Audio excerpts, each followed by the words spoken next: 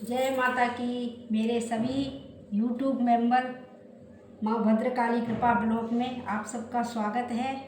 आप सभी मैया के प्यारे, मैं ये छोटी सी वीडियो मैया की अनुमति से आप सभी के मार्गदर्शन के लिए बना रही हूँ। और तो जय माता की। आज मैं आपको आसन के बारे में बताऊंगी कि आसन का प्रयोग कैसे करना चाहिए और किस प्रकार से करना चाहिए और आसन के क्या फ़ायदे होते हैं। ठीक है। लोग अधिकतर अनजाने में भूल चूक से कहीं पर भी किसी भी कपड़े पर बैठ करके जप करने लगते हैं और वो आसन या फिर आसन पर ही करते हैं, लेकिन उस आसन का वो सम्मान नहीं करते। तो इसमें भी एक बड़ी चूक हो जाती है। पता है क्या? आसन हमेशा देवता के अनुसार होना चाहिए। जैसा आपका देवता है वैसे ही कलर का आसन होना चाहिए। जैसे हम शक्ति की उपासना करते हैं तो हम शक्ति सौम्य है, जैसे माँ दुर्गा है, माँ लक्ष्मी है, या तो मैया के लिए हम रेड रक्त कलर का आसन ले सकते हैं। ठीक है, या गुलाबी भी ले सकते हैं। और आपकी इष्ट माँ भगवती माता महाकाली हैं, माँ चंडी हैं, माँ भगवती उग्र स्वरूप में हैं, तो आप उनके लिए मिश्रित कलर का, जैसे नीला और ये लाल, ये सभी 4-5 कलर के जो कलर मिक्स हो जाते हैं ना, तो ऐसा भी आसन आप ले सकते हैं। भूरे कलर का भी ले सकते हैं और हरे कलर का भी ले सकते हैं। और आसन ज़्यादातर आप सभी कलरों का लें, उसमें अधिक कलर लाल हो तो बेहतर है।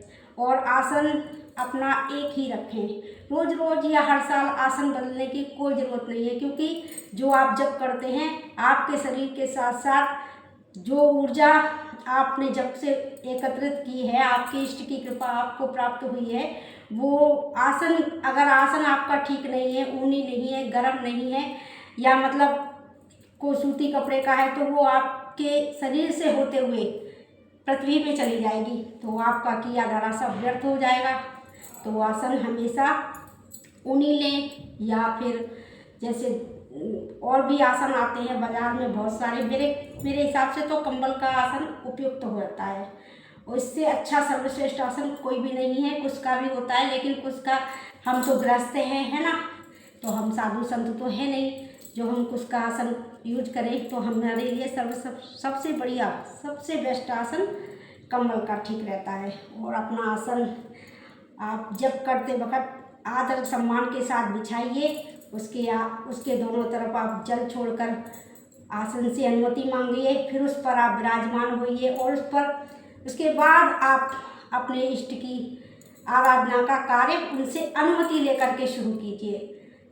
क्योंकि हम छोटे से व्यक्ति के पास भी मिलने जाते हैं तो वो भी तो बिना अनुमति के हमसे मिलता नहीं, और ये तो सर्वशक्तिशाली देव हैं, या आपकी मैया है, वो भी भले ही वो आपको अपनी माँ, आपको अपनी संतान मानती हैं, आपके पास रहती हैं, आपके हृदय में रहती है, लेकिन आप जब पूजा करने जाते हैं तो एक बार हाथ जोड़कर उनसे उनकी अनुमति जरूर लिया करो।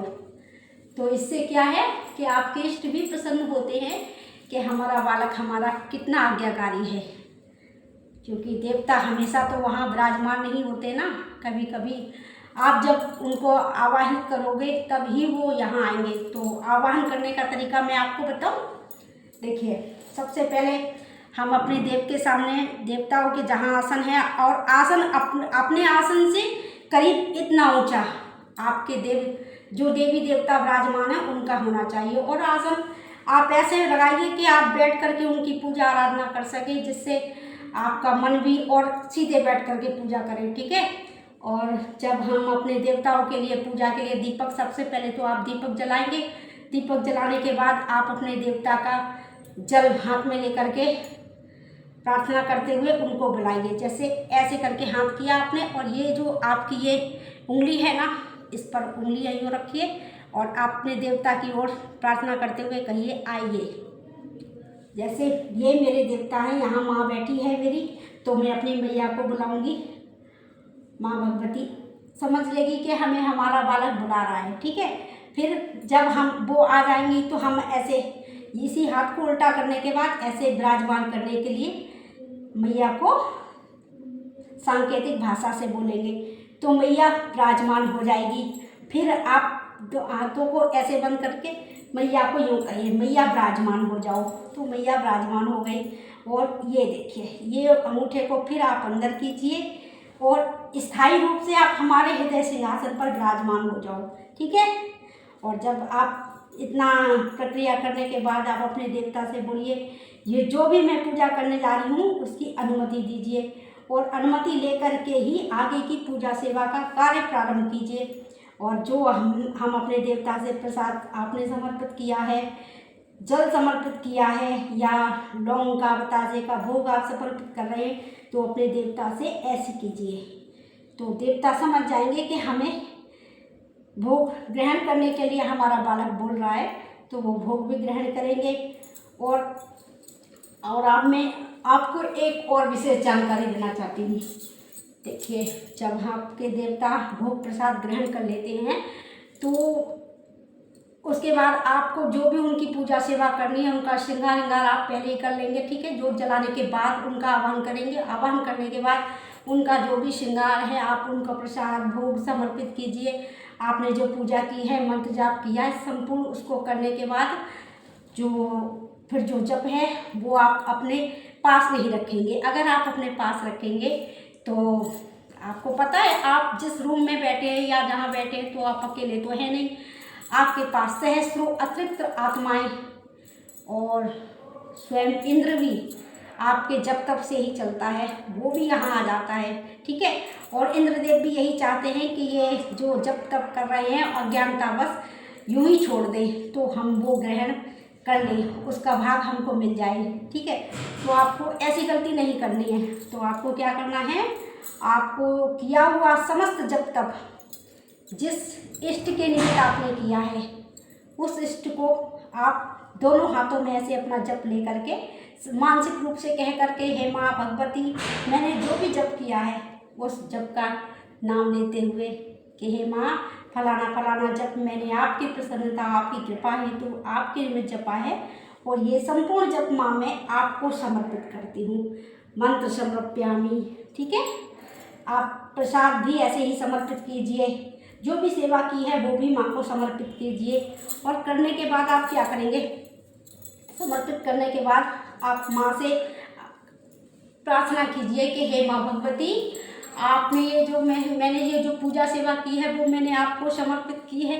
अब आपको जो अच्छा लगे वो आप अपनी अनुग्रह शक्ति, त्रियोदान शक्ति, इच्छा शक्ति, क्रिया शक्ति और ज्ञान शक्ति से मेरे पति का, पुत्र का, पुत्री का कल्याण करते हुए जो आपको अच्छा लगे हमारे लिए, जिसमें आपकी प्रसन्नता और आपकी कृपा हम पर बनी रहे, ऐसा कल्याण करते हुए जो आपको अच्छा लगे वो फल हमें प्रदान करो।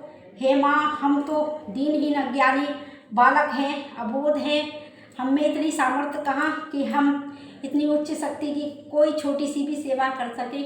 ये तो सब, ये श्वासें भी ये माई की दी हुई है, ये शरीर, ये जो भी कुछ है आज हमारे पास, वो सब कुछ इस मैया का दिया हुआ है, भोले बाबा का दिया हुआ है। तो हमारा स्वयं का तो कुछ है नहीं, लेकिन हम अपना समर्पण अपनी इष्ट के चरणों में समर्पित करके उनके प्यारे दुलारे बन सकते हैं। और माँ, ऐसा नहीं है कि हमारे जो मंदिर में जो हमने मैया के नाम की मैया के स्वरूप को विराजमान कर दिया है और वो मूर्ति है, नहीं, वो मूर्ति नहीं है। वो धीरे धीरे आपकी श्रद्धा से, आपके किए हुए जप से, पूजा से, पाठ से वो जीवंत हो उठती है। बस ये माँ के ऊपर है कि माँ अपने होने का संकेत आपको कब देती है। ठीक है। जब वो संकेत देने लगेगी ना, तो आपको कुछ और अच्छा ही नहीं लगेगा, आपको किसी और की जरूरत नहीं पड़ेगी, सिर्फ माँ की अनुभूति, माँ के पास होने का एहसास आपको सबसे खास, सबसे अलग, और क्या मैं बोलूँ, माई के चरणों से जोड़ के रखने वाला अमूल्य एहसास होता है। उससे अधिक, जैसे एक माँ को अपनी संतान पा करके जो सुकून मिलता है, उससे भी कई हजार गुना ज़्यादा सुकून अपने इष्ट के चरणों में छोटी सी जगह होने का एहसास ही वो चमत्कार, वो कारनामा कर देता है कि मैं उस एहसास की शब्दों में व्याख्या नहीं दे सकती। ये तो भगवती ही जिस पर कृपा करती है वो ही जान सकता है कि माँ ने हमको क्या दिया है। ठीक है, ये कोई अपने शब्दों में व्यक्त नहीं कर सकता कि मैया का प्यार कितना अमूल्य है, कितना